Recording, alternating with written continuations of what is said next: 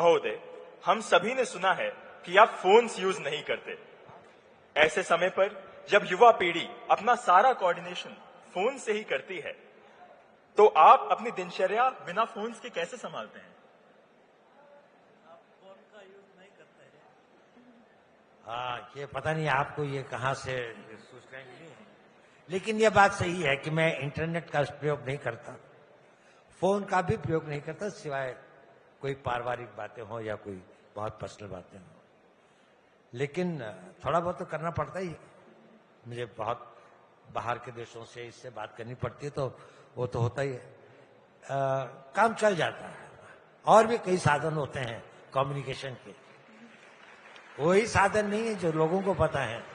कई ऐसे साधन भी जुटाने पड़ते हैं जो लोगों को न मालूम हो।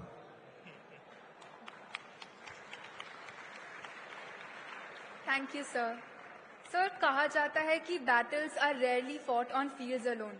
आजकल के ग्लोबल एनवायरनमेंट में हम भारतीय अपना इमेज और अपनी मैसेज पूरी दुनिया तक कैसे पहुंचा सकते हैं, और इसमें देश का युवा हम कैसे योगदान दे सकते हैं?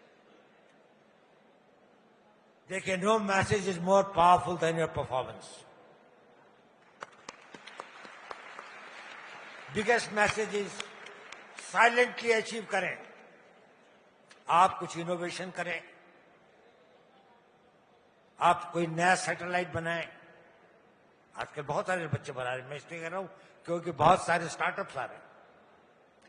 आपको अपना मैसेज पहुंचाना है तो कुछ करके पहुंचाना होगा, प्रोपेगेंडा से मैसेज नहीं जाता। आप कुछ करेंगे और आपके अंदर में अगर पेशेंस है, धैर्य है, धैर्य भी वीरता का एक बहुत बड़ा गुण है।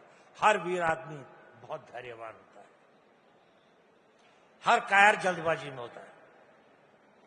धैर्यवान जो है वो अगर फैसला करता है तो उस पर टिकता है। आप एक लगन से कोई चीज लीजिए जिससे भारत का नाम ऊंचा हो, उस काम को करने की कोशिश कीजिए।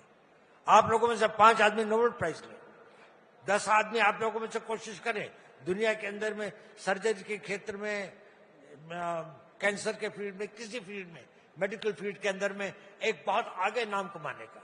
कोई बहुत बड़े इंजीनियर बने, कोई नई खोज करे, बहुत बड़े बिजनेसमैन बने, बड़ा भारी मल्टीनेशनल क्रिएट करे। ये सब चीजें आप करें, भारत का नाम हो जाए। अब फोर्ब्स के अंदर में अगर आता है कि भारत के अंदर में इतने सारे लोग richest people of the world हैं, उनकी संख्या 10 गुनी हो जाए तो भारत का नाम हो ही जाएगा। तो आपको किए बिना कुछ नहीं होता। ये कहते हैं वो मरने के बिना स्वर्ग नहीं दिखता, स्वर्ग देखना है तो मरना ही पड़ेगा। तो अपने को खटाना ही पड़ेगा। देश का नाम ऊंचा करना है तो कर्म करिए। पब्लिसिटी के बारे में छोड़ जाइए, अपने आप आ जाएगी जब वक्त आएगा। और नहीं भी आया तो कोई फर्क नहीं पड़ता, इससे कोई फर्क नहीं पड़ता। दुनिया आपको जाने या न जाने, आपको पहचाने न पहचाने। आपको मालूम है कितने लोगों ने कुर्बानियां दी इस देश के लिए जिनका नाम कोई नहीं है, जिसके बारे में किसी को पता नहीं है।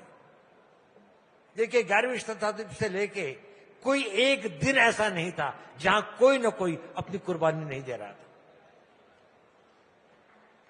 भूल गए लोग। गांव की छोटी कहानियां थी, कस्बों की कहानियां थी, लोगों की कहानियां थी।